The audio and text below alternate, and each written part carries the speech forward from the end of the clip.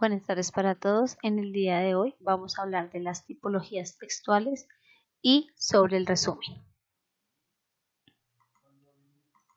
Bueno, ¿qué son las tipologías textuales? Las tipologías textuales son categorías que nos permiten agrupar los textos de características similares en cuanto a su modo de organización, es decir, cómo se estructuran, cuál es su finalidad, qué es lo que pretenden comunicar, cuál es su intención comunicativa, entre otras. Entre las más importantes o la manera más general de clasificarlas es la siguiente: en narrativa, descriptiva, expositiva y argumentativa. Cuando estamos hablando de estos textos, también podríamos clasificarlos para poder entender esas tipologías textuales dependiendo de varias cosas. La primera es según su temática. Según su temática, las tipologías textuales o los textos los podemos clasificar en textos técnicos científicos, en textos humanísticos, en textos jurídico-administrativos, en textos periodísticos, en textos publicitarios y en textos literarios. Cuando hablamos de los textos técnicos científicos, estamos hablando de todos aquellos artículos que se publican de manera técnica o científica. Podríamos estar hablando, un ejemplo de ello sería, por ejemplo, la revista National Geographic. Allí, pues, ustedes podrán encontrar muchos textos técnicos o científicos. Cuando hablamos de los textos humanísticos, estamos hablando de textos que se ocupan del ser humano. Entonces, entre ellos tenemos los textos sobre la filosofía, sobre las humanidades, sobre el ser, entre otros. Los textos jurídico-administrativos son textos exclusivos del área de la administración o del derecho. Entonces, pues, en ellos encontramos la constitución política, todos los manuales de derecho, todos los manuales administrativos que existen sobre normas legales para las empresas, entre otros. Los textos periodísticos son aquellos, pues, que, como su nombre lo indican, corresponden a la rama del periodismo. Entonces tenemos las noticias, las entrevistas, las reseñas, las editoriales, entre otros. Los textos publicitarios, pues, son aquellos que nos permiten combinar tanto toda la imagen con el texto y pues que su intención comunicativa lógicamente es publicitar algún objeto, alguna actividad, algún texto, algún evento, etc. Y los textos literarios son aquellos, pues, en los cuales los escritores transmiten sus pensamientos y pues son netamente de la rama de la literatura. Entonces tenemos novelas, cuentos, leyendas, ensayos, críticas, entre otros. Tenemos una segunda clasificación, que son los tipos de textos según su intención comunicativa. Según su intención comunicativa, entonces, los tipos de textos pueden ser narrativos, descriptivos, expositivos y argumentativos.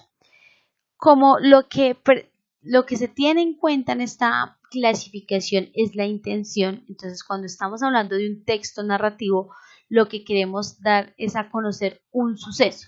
No importa si el suceso es imaginario o real. Cuando hablamos de un texto descriptivo, entonces lo que pretendemos es describir o presentar un elemento de la realidad. Este sí exclusivamente es para los objetos o las personas y tiene que ser de la realidad. Cuando hablamos de un texto expositivo, lo que buscamos o pretendemos transmitir a través de un texto expositivo es la comprensión, la información, exposición, explicación sobre algún elemento, sobre algún fenómeno, sobre alguna persona, entre otros. Y cuando hablamos de un texto argumentativo, lo que pretendemos es convencer a través de nuestras ideas o de las ideas de la persona que escribe el texto argumentativo, convencer a ese receptor de esas ideas expuestas durante el texto. Sin embargo, pues vamos en este momento a profundizar un poquito más sobre cada uno de estos textos más adelante. Tenemos una tercera clasificación, un tercer tipo de textos según la intención comunicativa, el análisis de sus recursos lingüísticos y o sus formas textuales. Teniendo en cuenta estos tres rasgos, pues entonces encontramos textos de tipo conversacional, tipos de texto narrativo, textos descriptivos, textos expositivos, textos argumentativos, instructivos, predicativos, poéticos y literarios. Frente a cada uno de esos, pues hay una intención comunicativa, unos rasgos lingüísticos y unas formas textuales que se pueden representar o a través de los cuales podemos ver plasmados estos textos. Cuando hablamos de un texto conversacional, entonces lo que buscamos es expresar las emociones, preguntar, ordenar, exclamar, entre otros. Sus rasgos lingüísticos son las exclamaciones, las interrogaciones, los coloquialismos, el lenguaje común. Entonces estas formas textuales se manifiestan a través de los diálogos, las cartas, las conversaciones, entre otros. Cuando hablamos de un texto narrativo, entonces nuestra intención comunicativa es contar historias, contar sucesos. Aquí que abunda, pues abunda entre los rasgos lingüísticos abunda el hecho de la utilización de los verbos en pasado y el uso de conectores. Entonces se manifiestan a través de novelas, noticias, cuentos, fábulas, leyendas, crónicas, entre otros. Cuando hablamos de los textos descriptivos, entonces es pintar con palabras, destacar las cualidades de un objeto, de un ser humano, y aquí predominan entonces los adjetivos y los verbos en presente y pasado. Un ejemplo de ello puede ser los folletos, las guías, los catálogos, los cuentos. Cuando hablamos de un texto expositivo, entonces lo que pretendemos es hacer comprender, enseñar, exponer algún tema. Aquí pues los rasgos lingüísticos más utilizados es el uso de los conectores y de los ejemplos. En la forma textual o manifestación textual de ellos son los manuales, las definiciones, los exámenes. Cuando hablamos de un texto argumentativo, entonces lo que buscamos es defender una idea y convencer al lector de esa idea que estamos exponiendo.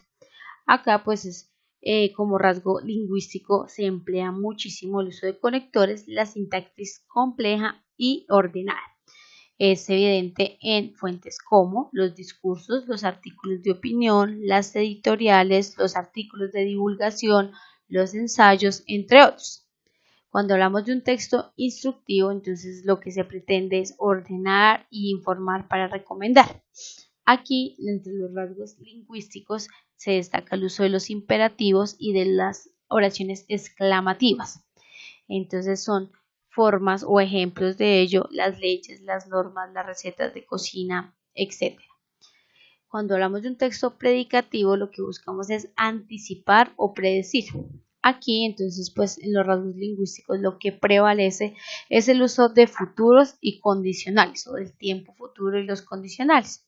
Entonces, una forma textual manifestada de ellos son los horóscopos, las profecías, la meteorología.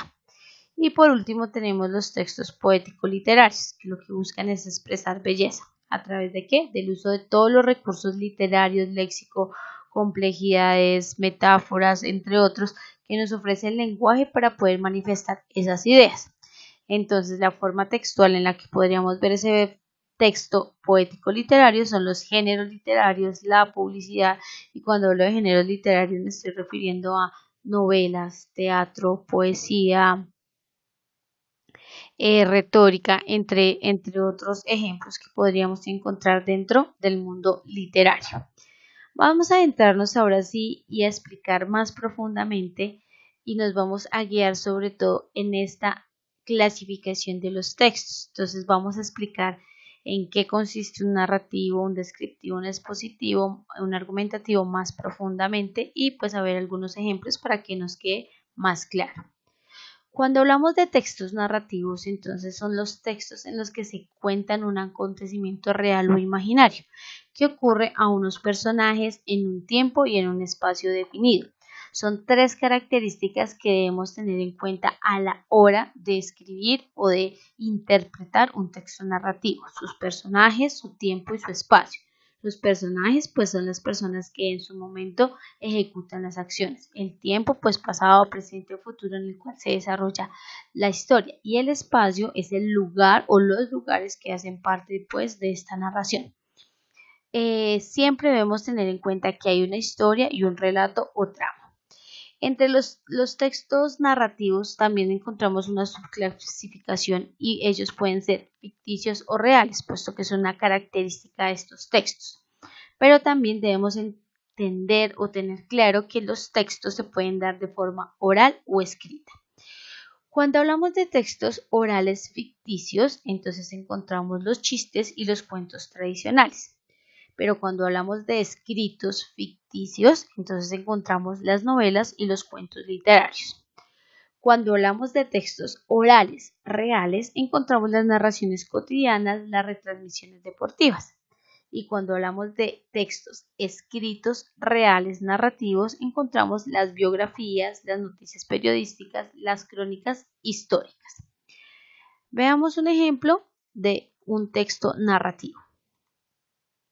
Don Quijote de la Mancha, Miguel de Cervantes Saavedra. En un lugar de la Mancha, de cuyo nombre no quiero acordarme, no ha mucho tiempo que vivía un hidalgo de los de lanza en Astrillero, adarga antigua, rocín flaco y galgo corredor, una olla de algo más vaca que carnero, salpicón las más noches, duelos y quebrantados los sábados, lentejas los viernes, algún palomino de añadidura los domingos, consumían las 3 partes de su hacienda. El resto de ella concluía ensayo de velarte, calazas de velludo para las fiestas, con sus pantuflos de lo mesmo, y los días de entresemana se honraban con su vellorí de lo más fino. Como vemos, el texto está describiendo una situación. El lenguaje es bastante complejo, puesto que este texto fue escrito pues en España, y para la época en la cual se escribió, pues este era más o menos el español que se hablaba. Y recuerden pues que en España no solamente se habla español, sino pues también catalán y otras lenguas, y por eso hay una mezcla pues de algunas lenguas, no solamente español, y es difícil la comprensión del texto, pero pues como vemos están haciendo una narración, tenemos establecido pues el lugar que es la Mancha, podríamos identificar los personajes y el tiempo en el que se está desarrollando la historia. Pasemos a hablar ahora de los textos descriptivos. Cuando hablamos de los textos descriptivos, estamos hablando de aquellos textos en los cuales la intención comunicativa es representar lingüísticamente, es decir, a través del texto, la imagen de un objeto de la realidad o de un proceso que se lleva a cabo. Cuando yo digo lingüísticamente es porque utilizo las palabras y no la imagen para poder dar cuenta de ese objeto de la realidad. Entre las características lingüísticas que podemos tener en cuenta o que debemos tener en cuenta para este tipo de textos se encuentra primero que abunda el adjetivo, ya que es la categoría que nos permite conocer las cualidades o propiedades del objeto. Recuerden que los adjetivos son todas aquellas palabras que califican al sustantivo. Predominan los verbos en pretérito imperfecto o en presente indicativo. Hay uso de comparaciones, metáforas, se utilizan oraciones copulativas o atributivas, y los conectores textuales nos ayudan a relacionar las distintas partes del texto. Así como los textos narrativos, pues los textos descriptivos también presentan una clasificación, y asimismo esa intención comunicativa va variando de acuerdo a esa clasificación.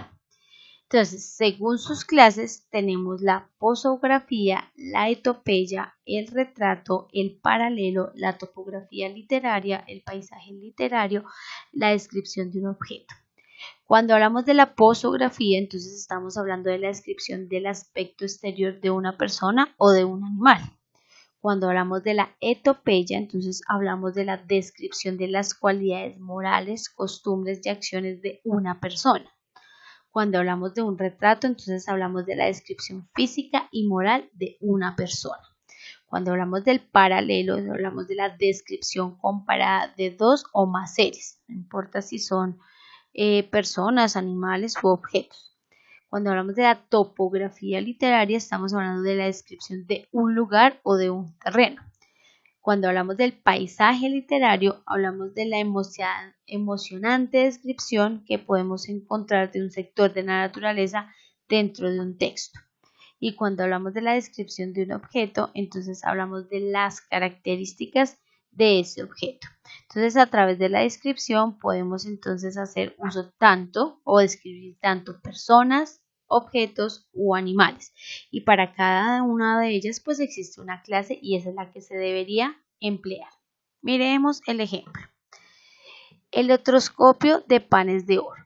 Este instrumento, que permite descubrir electrizaciones pequeñas, se compone de una varilla metálica que se prolonga con dos laminillas de oro muy ligeras.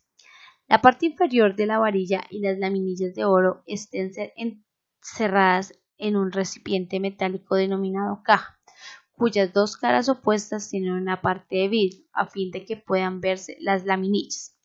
La varilla atraviesa un tapón de parafina que la aísla de la caja. Para comprobar si un cuerpo está electrizado, basta ponerlo en contacto con la varilla, ya directamente, ya por medio de un conductor. La menor electrización hace que se separen las laminillas de oro, puesto que están cargadas de electricidad de la misma clase. Como observamos a través de este texto, pues entonces nos describen qué es el electroscopio de panes de oro, cómo está conformado, cuáles son sus funciones y finalmente qué puede hacer este tipo de elementos. Pasemos ahora a los textos expositivos. Cuando hablamos de los textos expositivos, entonces hablamos de textos que transmiten la información sobre algún aspecto de la realidad.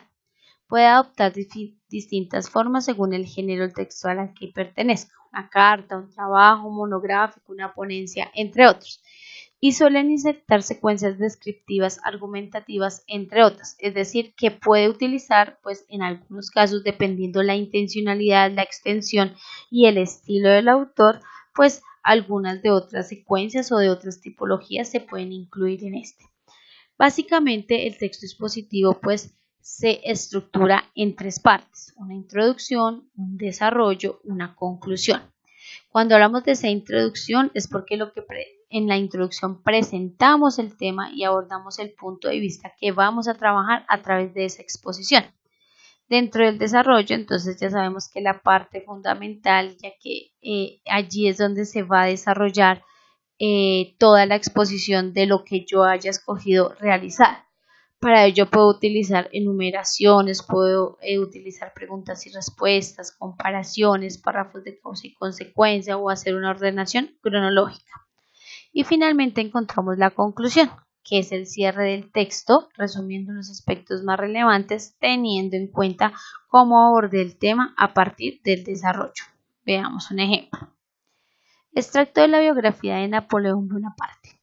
Nació Napoleón de Bonaparte, Vanopouille o Vanopouille en Corse, solo un año después de que Francia comprara la isla de Córcega a la República de Génova. Napoleón, años después, cambió su nombre por el afrancesado Napoleón Bonaparte. El registro más antiguo de este nombre aparece en un informe oficial fechado del 28 de marzo de 1796. Su familia formaba parte de la nobleza local.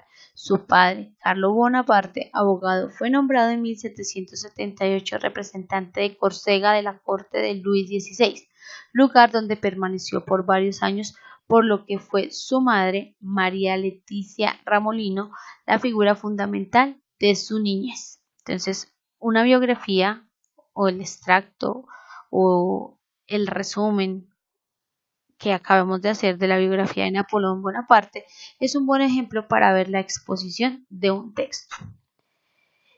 Y llegamos al último texto, que son los argumentativos. Entonces, un texto argumentativo es aquel en el que el emisor, es decir, el mismo escritor, presenta una opinión razonada sobre un tema actual o controvertido y que lo que pretende a través de ese tema actual o controvertido es influir en la forma de pensar del destinatario o del receptor o de las personas que realmente lean y analicen ese texto. En aquellas situaciones en las que se crea este tipo de texto, los elementos de la comunicación presentan las siguientes características. El emisor actúa con el propósito de convencer o persuadir al receptor. El destinatario es la persona a la que se dirige el mensaje y el objeto de la argumentación es el tema. Así como los anteriores textos, pues los textos argumentativos también presentan una clasificación. Y los parámetros a tener en cuenta para esa clasificación son la parte verbal y la parte icónico-verbal. Cuando hablamos de textos argumentativos verbales, tenemos que tener en cuenta que estos pueden ser orales o escritos. Entre los orales tenemos discursos políticos, debates, conversaciones, conferencias, tertulias. Y entre los escritos tenemos ensayos, artículos de opinión, la columna de opinión, la editorial, las cartas al director. Cuando estamos hablando entonces de textos argumentativos icónico-verbales, estamos hablando de la mezcla que se puede hacer entre la imagen y el texto para publicitar, para hacerle propaganda, para vender algún producto. Miremos un ejemplo de un texto argumentativo y dice así: el uso del Internet en los adolescentes. Internet se ha convertido hoy en día en una herramienta indispensable en la vida de las personas. Sería difícil, especialmente para los más jóvenes, concebir un mundo en el cual no estemos conectados. Igno Luckenberg, en su libro Internet, señala que la importancia de Internet en el futuro desborda todo lo acontecido hasta ahora. Se está convirtiendo en el medio de comunicación global. No hace falta explicar con detalle los beneficios de estos maravillosos inventos tecnológicos. Nos permite educarnos, conocer, disfrutar, es decir, es una herramienta multiuso. Precisamente en este uso el que se puede volver negativo. Estamos hablando de la adicción al Internet. Muchos jóvenes pasan una gran parte del día navegando por páginas, publicando en las redes sociales o viendo videos en YouTube. Usar el Internet para el entretenimiento no es algo malo en sí, lo malo es abusar. El mundo de la web está plagado de conocimientos muy útiles. Lo ideal sería también utilizarlas en esta faceta y que no sea solo como manera de ocio. ¿Cuáles son los perjuicios que pueden acarrear la adicción a Internet? Debido a que el adolescente pasa un tiempo considerable frente al ordenador, una de las mayores consecuencias en la pérdida de visión es la pérdida de una vida social activa. Es probable que pierda el contacto que tenga con sus amigos más cercanos y pase más tiempo con los amigos virtuales. Entonces vemos cómo expone la persona que realizó este texto sus ideas sobre el Internet y pues de alguna manera pretende persuadirnos para que no hagamos un uso excesivo del mismo. Bueno, pasaremos a nuestro siguiente tema, que es un resumen. Un resumen, que es una de las formas más útiles que ustedes encontrarán o que tendrán que hacer a lo largo de su carrera, es una reducción de un texto. Para hacer esa reducción de texto, yo debo tener en cuenta que debo utilizar mi propio lenguaje, debo seguir el guión del esquema, debo seleccionar la información más importante y debo comprender el texto. Para poder realizar todo esto, entonces es necesario que sigamos una escalita o unos pasos y lo podamos comprender. ¿Cómo hay que hacer un resumen? Entonces, el primer paso es realizar una lectura rápida. Cuando decimos una lectura rápida es leer el texto, todavía no pensando en su comprensión ni pensando en qué voy a señalar, simplemente hacer una lectura general del texto. El segundo punto sí ya es realizar una lectura más atenta. En esa lectura atenta, entonces pues yo tengo ya que ir imaginándome o ir comprendiendo de qué se trata el texto. Luego se deben hacerse preguntas. Usted puede tomar notas marginales, es decir, a los extremos del texto que esté leyendo, sacar notas de algo que usted considere es importante o si de aquí le sale o le subyace alguna pregunta para luego hacerla posteriormente. Por último, encontramos el subrayado, es decir, que a medida que yo voy haciendo la lectura atenta, voy haciéndome preguntas, las notas marginales, debo ir subrayando para finalmente colocarlo en un esquema y llegar a mi resumen. Sin embargo, vamos a ver acá el paso a paso más desglosadamente o más descriptivamente. ¿Cómo elaboramos un resumen? Elaboramos un resumen de la siguiente manera. Primero, leemos de manera general el texto para conocer el texto o asunto al cual se refiere. Segundo, volvemos a leer el texto, esta vez para conocer su estructura interna, las intenciones comunicativas generales y particulares que el autor manifiesta en cada párrafo. Tercero, identificamos en cada párrafo la idea central o principal de la cual contextualizan y apoyan el resto de ideas. Y cuarto, interpretamos con nuestras propias palabras las ideas principales del texto y construimos el resumen. Como vemos, los pasos son fáciles. Acá también lo que se debe tener en cuenta es que para hacer el resumen es necesario sacar la idea principal. Ya sabemos que las ideas principales en cada uno de los párrafos de un texto por lo general se encuentran iniciando el párrafo. En otras ocasiones se encuentra en la mitad y pocas veces se encuentra al final, pero no debemos descartar que son tres formas en las cuales se pueden presentar las ideas principales de un texto. Asimismo, cuando realizamos un resumen, es necesario tener en cuenta que voy a partir de esas ideas principales que sustraje del texto para luego acomodarlas con un lenguaje propio. Nunca se deben incluir en un resumen numerales, listas, fechas, nombres, entre otros. Las particularidades no se deben colocar las generalidades. Leamos el siguiente ejemplo y después miremos cómo en este ejemplo ustedes podrán identificar la idea principal y ver un texto que está compuesto por 1, 2, 3 y 4 párrafos puede ser reducido a un solo párrafo sin quitar la importancia del mismo. Tomemos unos minutos para hacer la lectura del texto. Los mamíferos. Los mamíferos han tenido un gran éxito adaptativo. Los mamíferos son los animales más extendidos por todo el planeta. Son también los que mejor han resistido los más variados ambientes y con los insectos son los más numerosos de cuanto habitan en la Tierra.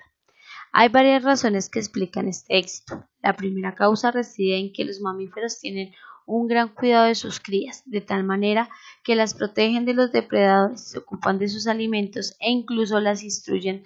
Las crías están bajo la tutela de sus progenitores hasta que puedan sobrevivir por sí mismas. De esta forma, los mamíferos consiguen la continuidad de su especie a lo largo del tiempo. Otro factor explicativo reside en lo extraordinario desarrollo de su cerebro que les permite aprender de la experiencia y como consecuencia adaptarse mejor que el resto de los animales a los cambios de medio ambiente. El hombre es un buen ejemplo de esa capacidad de adaptación. Finalmente, otra de las razones del éxito de los mamíferos en su capacidad de mantenerse constante para mantener constante la temperatura interna de su cuerpo. Haga frío o calor en el exterior, la temperatura del cuerpo de los mamíferos es constante, entre 35 grados y 39. Así encontraremos mamíferos en el desierto como el camello, en el polo como el oso polar, en el fondo de los océanos, caso del cachalote, debajo de la tierra como los topos, en las alturas de más 6.000 metros, caso del yak en el Tíbet. Otras clases de animales, como el caso de los reptiles anfibios, solo pueden vivir en determinadas condiciones ambientales. Si ya realizamos pues los tres pasos, una lectura rápida, una detenida, pues ya tendríamos que pasar al subrayado e indicar cuáles son las oraciones principales de cada uno de estos párrafos del texto que acabamos de leer. Como vemos, entonces encontramos como ideas principales de cada uno de estos párrafos: los mamíferos han tenido un gran éxito adaptativo, los mamíferos tienen un gran cuidado de sus crías, el extraordinario desarrollo de su cerebro, los mamíferos es su capacidad para mantener constante la temperatura interna de su cuerpo. Como vemos, en cada uno de los párrafos hay una oración. En este caso tenemos 1, 2, 3 y 4 oraciones para realizar nuestro resumen. En ese sentido, entonces tendríamos que organizar las ideas principales de cada párrafo así. Los mamíferos han tenido un gran éxito adaptativo, los mamíferos tienen un gran cuidado de sus crías, el extraordinario desarrollo de su cerebro, los mamíferos tienen la capacidad para mantener constante la temperatura interna de su cuerpo. Ya como tenemos las ideas principales para poder elaborar el resumen, ahora sí podemos colocar el texto en una sola idea o en un solo párrafo y nos quedaría así. Los mamíferos han tenido un gran éxito adaptativo debido a que tienen un gran cuidado de sus crías, alcanzaron un extraordinario desarrollo de su cerebro y tienen la capacidad de mantener constante la temperatura interna de sus cuerpos. A partir de las ideas principales que señalamos en el texto, fuimos capaces de transformar un texto de 4 párrafos en un solo párrafo. Eso se llama un resumen. Sin embargo, podríamos también buscar otra manera para hacer ese resumen y sería solamente integrando la idea principal del texto y utilizando las mismas oraciones las mismas oraciones o nuestras propias palabras. Entonces, una segunda adaptación de ese texto es la siguiente. Los mamíferos son los animales que mejor se han adaptado al medio ambiente porque siempre muestran gran esmero en el cuidado de las crías. Su gran inteligencia les permite aprender de sus propias experiencias y la temperatura de su cuerpo puede mantenerse estable en diferentes ambientes. Entonces acá se hizo más énfasis de pronto en adaptar a las propias palabras de el escritor o de la persona que realizó el resumen el tema. Finalmente debemos hacer una distinción entre lo que es una síntesis y un resumen. Si bien son sinónimos, a la hora de expresarlo o de manifestarlo no puede ser lo mismo. Cuando hablamos de una síntesis, hablamos de la expresión de las ideas sin respetar la forma como las dio el autor, es decir, las cuento con mis propias palabras. Pero cuando hablamos de un resumen, entonces siempre debemos conservar las palabras del autor. Esa es la diferencia entre esos dos productos. Bueno, hasta acá sería la explicación. Si tienen alguna duda, entonces por favor no duden en comunicármela a través del correo institucional de mvargasp@unimonserrate.edu.co. Una vez finalizado la presentación o la explicación del tema, usted encontrará en el Edmodo una prueba para evaluar este tema, es de selección múltiple. Entonces, usted una vez vista esta explicación y este video sobre la clase del día de hoy, debe continuar a realizar el ejercicio de la evaluación o de la prueba que fue diseñada para evaluar este tema.